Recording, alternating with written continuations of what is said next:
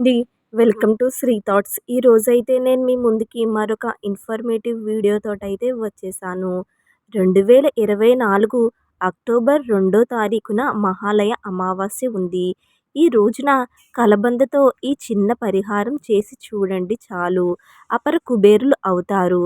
మహాలయ అమావాస్యకు చాలా ప్రాముఖ్యత ఉంది. ఈ రోజున చేసేటటువంటి పరిహారాలు అన్నీ కూడా చాలా బాగా పనిచేస్తూ కటిక దరిద్రులను కూడా అపర కుబేరులను చేస్తుంది. పితృపక్షంలో వచ్చే ఈ మహాలయ అమావాస్య అన్నది పితృదేవతలకు ఎంతో ఇష్టమైనటువంటిది. ఈ మహాలయ అమావాస్య అన్నది దేవీ దేవతలకు కూడా ఎంతో ఇష్టమైనటువంటి రోజు. ఈ రోజు చేసేటటువంటి పరిహారాలు ఎంతటి వారినైనా కూడా సంపద తెచ్చిపెడుతుంది. చేతిలో చిల్లి గవ్వ లేదు అనుకునే వారికి కూడా చేతిలోకి కట్టలు వచ్చి పడేటట్లుగా చేస్తాయి. పితృదేవతలను ఎలా కొలిచినప్పటికీ ఈ మహాలయ అమావాస్య రోజున పితృదేవతలను కొలిచినట్లయితే వంశాభివృద్ధి అనేది జరుగుతుంది. ఈ విధంగా చేయటం వల్ల పితృదోషాలు ఏవైతే ఉంటాయో అవన్నీ కూడా తొలగిపోతాయి. ఎప్పుడైతే ఈ దోషాలన్నీ కూడా తొలగిపోతాయో ఇంట్లో సుఖశాంతులు సంతోషాలు అనేవి ఏర్పడతాయి. ప్రస్తుతం ఉన్న రోజుల్లో అందరూ కూడా అప్పుల బాధలతో బాధపడుతున్నారు. అయితే అప్పుల బాధతో ఇలా బాధపడడం వల్ల వచ్చిన ధనమంతా కూడా ఏదో విధంగా ఖర్చు అయిపోతుందని దిగులు చెందుతూ ఉన్నారు. అలాంటి వారు, అలానే పిల్లలు చెప్పిన మాట వినడం లేదు అని బాధపడేటటువంటి వారు, ఇంట్లో ఘోర నరదిష్టి ఉందని ఎప్పుడు కూడా అనారోగ్య సమస్యలతో ఇబ్బంది పడుతూ ఉండేవారు ఈ మహాలయ అమావాస్య రోజున తప్పకుండా నేను చెప్పేటటువంటి ఈ కలబంద పరిహారాన్ని చేసినట్లయితే మీకు అన్ని విధాలుగా కలిసి వస్తుంది. మహాలయ అమావాస్య రోజున చేసేటటువంటి పరిహారానికి మరింత ప్రాముఖ్యత ఉంది. ఎందుకంటే ఈ రోజున ఏ చిన్న పరిహారం చేసినా కూడా చాలా గట్టిగా పట్టేస్తుందని పండితులైతే చెప్తున్నారు. ప్రస్తుతం ఉన్న రోజుల్లో ప్రతి ఒక్కరూ కూడా ఏదో ఒక సమస్యతో బాధపడుతూనే ఉన్నారు. అయితే ఈ సమస్యలన్నీ కూడా డబ్బు చుట్టూనే తిరుగుతున్నాయి. 100కి 90% సమస్యలన్నీ కూడా ఏ పరంగా చూస్తున్నామంటే డబ్బు పరంగా వచ్చే సమస్యలే అయి ఉంటున్నాయి. అయితే వీటన్నిటి నుంచి కూడా బయటపడడానికి చెప్పేటటువంటి చిన్న పరిహారం చేసి చూడండి చాలు. ఏదైనా కూడా మన సమాజంలో కీర్తి ప్రతిష్టలు గౌరవ మర్యాదలు పొందాలంటే దానికి ముఖ్యము డబ్బు. ఈ డబ్బు ఉన్నవారు ఎలా సంపాదించారు అన్నది ముఖ్యం కాదు. వారి దగ్గర డబ్బు ఉందా లేదా అన్నదే ప్రస్తుత రోజుల్లో చూస్తున్నారు.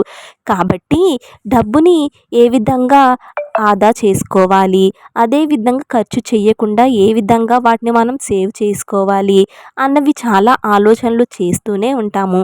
అయినప్పటికీ కూడా కాలం కలిసి రాదు. వచ్చిన డబ్బు వచ్చినట్టుగానే ఖర్చు అయిపోతుంది. కొందరికైతే వచ్చిన డబ్బు అప్పుకి జమ వేయడమే, వడ్డీలు కట్టడం మాత్రమే సరిపోతూ ఉంటాయి. అలాంటి వారు మహాలయ అమావాస్య రోజున ఈ పరిహారం చేసి చూడండి చాలు. అద్భుతమైన ఫలితాన్ని మీరు పొందగలుగుతారు. నేను చెప్పే కలబందతో ఈ చిన్న పరిహారం చెయ్యండి. మీ జీవితమే మారిపోతుంది. ప్రతి ఒక్కరూ కూడా డబ్బుని సంపాదించుకోవాలి అని అనుకుంటారు. అలా సంపాదించి కుటుంబ సభ్యులకి అవసరాలను తీర్చాలి అని అనుకుంటారు. అయితే కొంతమంది ఎంత కష్టపడినప్పటికీ ఇంట్లోనికి డబ్బు రాదు. ఇలా ఇంట్లోకి డబ్బు రాకపోవడానికి గల కారణం ఏంటంటే దుష్టశక్తుల ప్రభావము. ఎప్పుడైతే దుష్టశక్తుల ప్రభావం మీ ఇంటిపైన ఉంటుందో అప్పుడు మీరు సంపాదించిన డబ్బు మీ ఇంటికి రాకుండానే ఖర్చు అయిపోతుంది. కలబందకి శాస్త్రంలో మంచి ప్రాముఖ్యత ఉంది. ఈ కలబంద దుష్టశక్తులు ఇంట్లోకి రాకుండా చేస్తుంది. కలబంద ద్వారా చేసే పరిహారాలు అన్నీ కూడా చాలా మెండుగా పనిచేస్తాయి. ఏదైతే మనం పరిహారం చేస్తున్నామో ఆ పరిహారం అనేది మన జీవితంలో ఎదుగుదలను సూచిస్తుంది. వచ్చే ఇబ్బందులు ఇక్కట్లు అన్నిటినీ కూడా తొలగిస్తుంది. ఇంటికి డబ్బు రావడం లేదు, చేతిలో డబ్బు నిలవడం లేదు అని బాధపడే ప్రతి ఒక్కరూ కూడా ఈ పరిహారాన్ని ఆచరించండి. మీరే జీవితంలో వచ్చే మార్పుని చూడగలుగుతారు. ఈ పరిహారం చేయడానికన్నా ముందుగా ఈరోజు పితృదేవతల్ని పూజించవలసి ఉంటుంది. ఈ విధంగా పితృదేవతల్ని పూజించిన తర్వాత దాన ధర్మాలను చేయవలసి ఉంటుంది. ఈరోజు చేసే చిన్న దానం కూడా కోటి రెట్టుల పుణ్య ఫలితాన్ని ఇస్తుంది. ఈరోజు పితృదేవతల్ని పూజించడం వల్ల కలిగే పితృదోషాలు అన్నీ కూడా తొలగిపోతాయి. ఈరోజు ప్రతి ఒక్కరూ కూడా నదీ స్నానాలను ఆచరించి పితృతర్పణాలను వదలాలి. అదేవిధంగా ఇంటికి కొబ్బరికాయతో దిష్టి తీసుకోవాలి. ఎవరికి వారు నిమ్మకాయతో దిష్టిని తీసుకోవాలి. అంతేకాకుండా ఈ విధంగా చిన్న చిన్న పరిహారాలను చేసుకోవడం వల్ల ఉండేటటువంటి చెడు శక్తి అంతా కూడా మీ నుండి తొలగిపోతుంది. ఈ మహాలయ అమావాస్య రోజు సాయంత్రం ముందుగా ఈ పరిహారం చేయడానికంటే ముందుగా లక్ష్మీమాతను పూజించవలసి ఉంటుంది. లక్ష్మీమాతను పూజించి గోరువెచ్చని పాలలలో చక్కెరను కలిపి అమ్మవారికి నివేదించాలి. ఇక్కడ మనం ఉపయోగించవలసిన పాలు ఆవు పాలు. ఆవు పాలను అమ్మవారికి నివేదించి పూజ చేసిన తర్వాత కలబందతో మనం చేయాలి ఒక మంచి పరిహారాన్ని. అయితే ఈ కలబంద అనేది ముగ్గురు దేవతల యొక్క కలయిక. అంతేకాకుండా ఈ కలబందలో 2 గ్రహాలు కూడా ఉంటాయి. అందుకే ఈ కలబందకి మంచి ప్రాముఖ్యత ఉంది. కలబంద అనేది శాస్త్రపరంగాను, అలానే సైన్స్ పరంగాను చాలా ప్రాముఖ్యత పొంది ఉంది. అయితే ఇప్పుడు మనం పరిహారాన్ని ఏ విధంగా చెయ్యాలి అన్నది చూద్దాము. మహాలయ అమావాస్య రోజున ముందుగా కలబందను వేర్లతో సహా ఉన్న కలబందను ఇంట్లోకి తెచ్చుకోవాలి. ఇలా వేర్లతో సహా ఉన్న కలబందను తెచ్చుకున్న తర్వాత వేర్లకు ఉన్నటువంటి మట్టిని అంతా కూడా తొలగించాలి జాగ్రత్తగా. ఇలా తొలగించిన తర్వాత ఇప్పుడు కలబందకి పసుపు, కుంకుమ బొట్లను పెట్టండి. పెట్టిన తర్వాత ఇప్పుడు ఎర్రటి దారంతో కలబందకు కట్టేయండి. ఇలా కట్టిన తర్వాత ఆ కలబందను తీసుకువెళ్ళి గుమ్మానికి మధ్యలో దీనిని కట్టాలి. ఇలా కట్టిన తర్వాత కలబందకు ధూపాన్ని చూపించండి.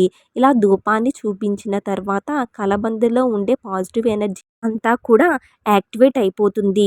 దీంట్లో ఇంట్లో ఉండేటటువంటి నెగిటివ్ ఎనర్జీ అంతా కూడా బయటకి తొలగిస్తుంది. దాంతో లక్ష్మీదేవి ఇంట్లోనికి ఆహ్వానించబడుతుంది. సకల సిరి సంపదలు మీ సొంతం అవుతాయి. ఇంట్లో ఉండే దుష్టశక్తి తొలగిపోతుంది. మీ జీవితం అంతా కూడా ధనధాన్యాలతో నిండిపోతుంది. ఇదండి ఈరోజు వీడియో అయితే. మీకు ఈ వీడియో నచ్చిందని అనుకుంటున్నాను. మీకు ఈ వీడియో నచ్చితే తప్పకుండా చిన్న లైక్ ఇవ్వటం మాత్రం అస్సలు మర్చిపోవద్దండి. ప్రతి ఒక్కరు కూడా ఈ చిన్న పరిహారాన్ని చేసి ప్రతి ఒక్కరూ కూడా లక్ష్మీమాత యొక్క అనుగ్రహాన్ని మనస్ఫూర్తిగా పొందాలని చెప్పి కోరుకుంటున్నాను. ఈ వీడియో చూసిన ప్రతి ఒక్కరూ కూడా తప్పకుండా లైక్ చేయండి. మొదటిసారిగా మా ఛానల్ని చూస్తున్నట్లయితే సబ్స్క్రైబ్ చేసుకుని పక్కనే ఉన్నటువంటి బెల్ ఐకాన్ క్లిక్ చేసినట్లయితే ఫర్దర్ నోటిఫికేషన్స్ అన్నీ కూడా మీకు అందుతాయి. Thank you for watching.